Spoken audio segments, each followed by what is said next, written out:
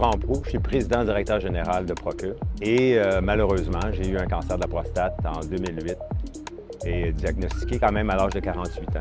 Après le choc, il y a eu l'opération, puis après l'opération, la réhabilitation, etc. Aujourd'hui, on se retrouve 15 ans après le diagnostic.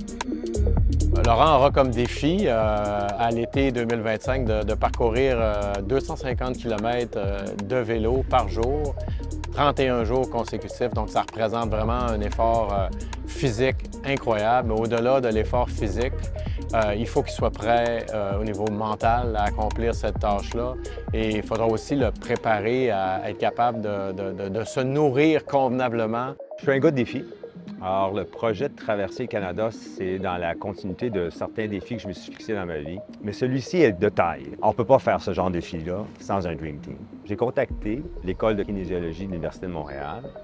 J'ai essayé de voir s'il était possible d'avoir des étudiants qui puissent travailler un plan puis d'avoir toute l'équipe qui puisse se soutenir. Dès le premier contact qu'on a eu ensemble, il m'a tout de suite fait valoir le fait qu'il voulait que ce projet-là soit associé avec une possibilité de financer la recherche pour le cancer de la prostate. Et notre objectif là-dedans, c'est de faire connaître l'école de kinésiologie. Il y a beaucoup de gens qui nous demandent encore c'est quoi la kinésiologie. Bien, à travers cet événement-là, ce beau projet-là, on pense d'être capable de fournir des réponses aux gens qui nous poseraient cette question.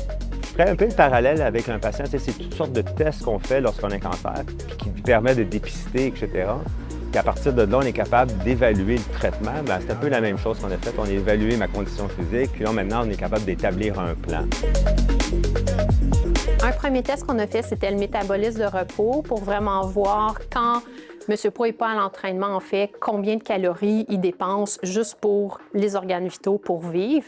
Donc, on l'a fait pour vraiment aider la nutritionniste à adapter le plan alimentaire.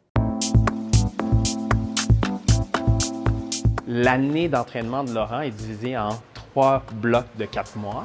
Donc, il a déjà complété son premier 4 mois, qui était plus une phase de familiarisation, de le mettre en bonne condition physique. Maintenant, on rentre dans la phase où on va rechercher 2 choses. On veut augmenter sa force maximale. Ça va être important pour des épreuves de longue distance comme ça, d'être plus fort physiquement, d'avoir une bonne masse musculaire pour supporter autant de charges de travail.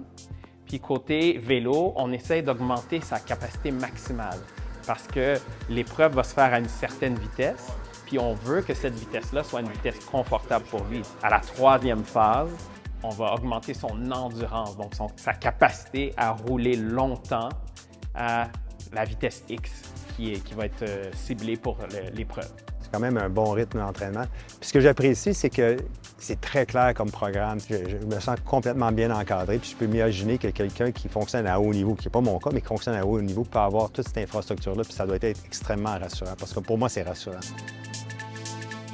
On va avoir un suivi de toutes sortes de métriques, de variables qu'on va faire en préparation physique, en préparation mentale, en alimentation, pour s'assurer d'être capable de préparer Laurent. Mais aussi, ces données-là, on va les collecter, on va faire une étude de cas avec ça. Donc, ça va nous aider à pouvoir faire cette démonstration que c'est encore possible, malgré la maladie, d'aller très, très loin avec ses capacités physiques et la capacité mentale qui est nécessaire pour passer à travers un défi comme celui-là. C'est de la haute couture qu'on est en train de faire. C'est pas un programme qu'on trouve en fouillant sur Internet et tout. Donc, ça répond vraiment aux besoins. Donc, de fixer l'objectif de traverser le Canada à vélo.